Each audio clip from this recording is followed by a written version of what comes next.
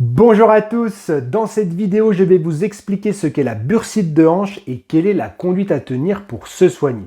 Tout d'abord, c'est quoi une bourse séreuse? Eh bien c'est une structure anatomique qui se présente sous la forme d'une poche de liquide, de gel, que l'on va retrouver dans plusieurs zones du corps humain, au niveau des coudes, des épaules, des genoux, des hanches, etc. Et la bourse séreuse, eh bien, elle a un rôle de lubrifiant d'un espace de glissement. En effet, elle va se situer interposée entre des muscles, entre un muscle et un os, et son objectif, c'est de favoriser le glissement des différentes structures anatomiques les unes par rapport aux autres. Dans certains cas, la bourse séreuse va s'inflammer, elle va gonfler, elle va devenir douloureuse, et dans ce cas-là, on parle de bursite. Alors au niveau de la hanche, on a plusieurs bourses séreuses et on en a deux principales. Une bourse séreuse au niveau du pli de l'aine et une bourse séreuse latérale. Cette bourse séreuse, on l'appelle bourse trochantérienne. Et lorsqu'il y a inflammation de cette dernière, on parle de bursite trochantérienne. Ça fait généralement mal sur la partie latérale de la hanche. Alors pourquoi est-ce qu'on a ce type de pathologie? Il y a plusieurs causes qui ont été identifiées. La première, c'est des traumatismes répétitifs lors de l'activité physique. Et on la rencontre souvent chez le coureur à pied. Deuxième cause, c'est lorsqu'elle va être associée à une autre pathologie. Et la première pathologie avec laquelle elle est associée, c'est la tendinopathie du moyen fessier.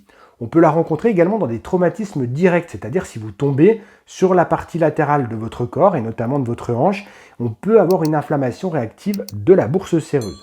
Et quatrièmement, eh bien, en fait, dans certains cas, on n'identifie pas de cause, on parle de cause idiopathique, c'est-à-dire qu'on ne sait pas pourquoi la bursite est présente. Quelle est donc la conduite à tenir pour se soigner correctement? Premièrement, du repos relatif. Ça veut dire que vous vivez normalement, mais que pendant quelques jours, vous allez ne pas pratiquer l'activité physique qui est à l'origine de votre bursite, notamment si elle est apparue dans un contexte de course à pied. Pendant quelques jours, du repos, et généralement ça suffit. Durant cette période, vous pouvez appliquer plusieurs fois 20 minutes de la glace pour lutter contre le phénomène inflammatoire, surtout si vous avez des douleurs, une sensation de chaleur et de gonflement sur la partie latérale de la hanche. Ensuite, il y a l'autorééducation qui est très intéressante. L'objectif, c'est d'étirer des muscles clés pour diminuer les contraintes autour et au niveau de la bourse séreuse. Je vous propose deux étirements. Le premier, c'est l'étirement du moyen fessier. Vous vous placez sur le dos, vous effectuez une flexion de la jambe côté à étirer, puis un rapprochement de cette dernière par rapport à l'axe de votre corps. C'est le mouvement d'adduction. À peu près 90 degrés de flexion et une adduction horizontale.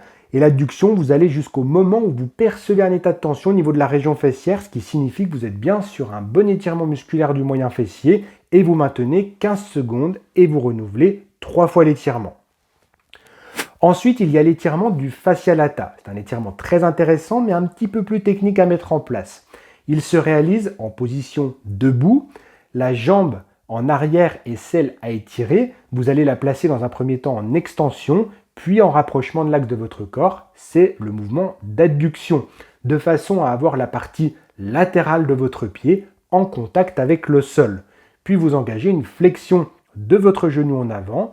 De cette façon, vous réalisez une fente et vous majorez les paramètres d'étirement que vous aviez précédemment mis en place au niveau de la jambe en arrière. Vous pouvez percevoir un état de tension sur la partie latérale de votre cuisse. Tout comme l'étirement précédent, vous maintenez 3 fois 15 secondes. Si le repos et les exercices d'autorééducation n'ont pas fonctionné, je vous conseille de consulter votre médecin et votre kiné pour avoir une rééducation personnalisée et adaptée, notamment si vous avez une pathologie associée. Et si vous n'en avez pas conscience, eh bien, il faudra peut-être chercher via les imageries médicales pour d'une part confirmer le diagnostic et voir si vous n'avez pas une tendinopathie du moyen fessier qui est également présente. Si c'est le cas, je vous invite à regarder la vidéo qui s'affiche actuellement à l'écran où je vous propose une autorééducation de la tendinopathie du moyen fessier. Pour information, si tout ça ne fonctionne pas, malgré toute votre bonne volonté, le repos, l'autorééducation, les consultations de kiné, le traitement de la pathologie associée, parfois, il est indiqué des infiltrations de corticoïdes au niveau de la bourse séreuse. Alors, je ne suis pas un pro-infiltration, mais il s'avère que ça fonctionne quand même plutôt pas mal sur ce type de pathologie. Rassurez-vous, ça concerne une minorité de personnes. Dans la majorité des cas, ce qu'on a dit précédemment fonctionne très bien. Il reste une toute petite minorité de personnes qui seront soulagées par rien du tout. Dans ce cas-là, si vraiment il y a une très forte incapacité fonctionnelle, beaucoup de douleurs, une boiterie, etc., eh bien on peut avoir recours à la chirurgie.